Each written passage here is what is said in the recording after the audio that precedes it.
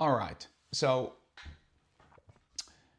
I just saw I read an article about a woman who said that she was, in her words, raped. I don't know if I can say rape or not. Maybe I'm gonna get demonetized. I don't really care because it raises a very very important issue, and it raises a very very important topic, and also it can be tied into persuasion.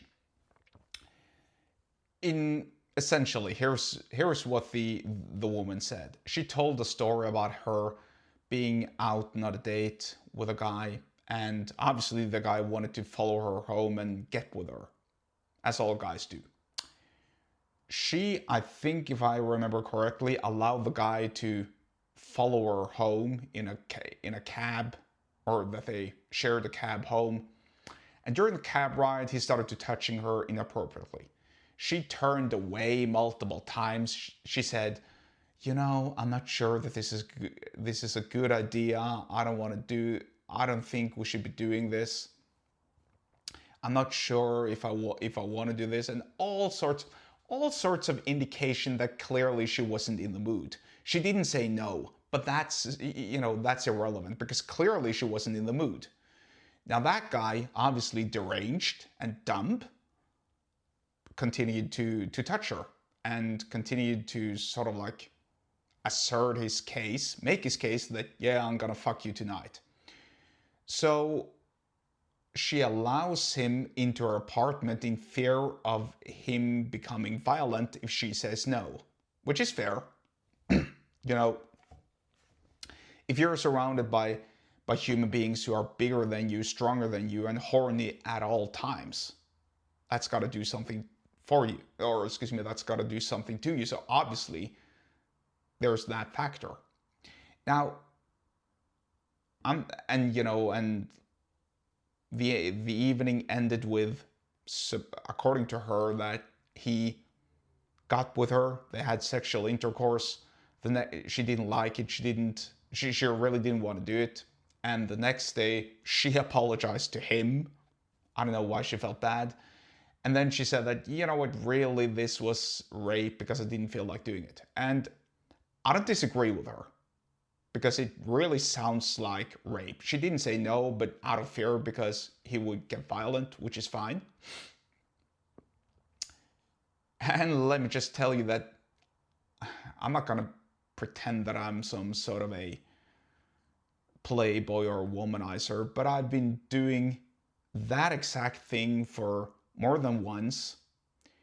So I know sort of like how the vibe, how the mood is supposed to be. And in that case, if it were me, I'd of course say, okay, go home, we'll talk, I don't know, on Monday, whatever. She clearly wasn't in the mood. That happens. That's fair. I don't assert my case when a woman turns away and clearly isn't in the mood, because let me tell you, in case you didn't know, if a woman is in the mood for some hanky-panky and getting down, you'll know. They actually start pulling you towards them. Believe me, that's what they do. You'll know very fast if she wants to or not. And so, disregarding all of that, I just lost my train of thoughts. Oh yeah. So, and she's asserting the case that boys need to be informed that saying no means no. Yes, obviously, because any rape is a form of aggravated assault, and any sort of assault is wrong. Anybody with half a brain knows this. When I was a student in college, everyone knew this. When I was in high school, everyone knew this. When I was in middle school, everyone knew this. If she says no, that means no.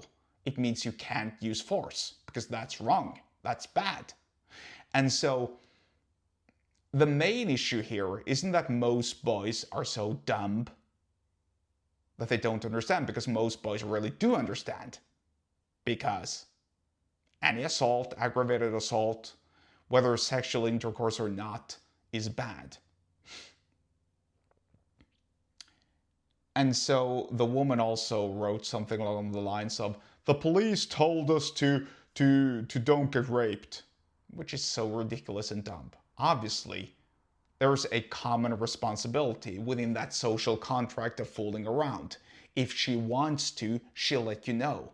If she doesn't want to, if you don't understand that she doesn't want to when she's turning around and saying, I don't know if this is a good idea, then you're a moron, essentially.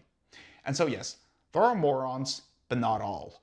And so this isn't fair, and my main problem with this, especially persuasion-wise, is that she's portraying it as a major problem for all boys and all men, which isn't true. There's a few rotten eggs here and there, but not all boys are that dumb.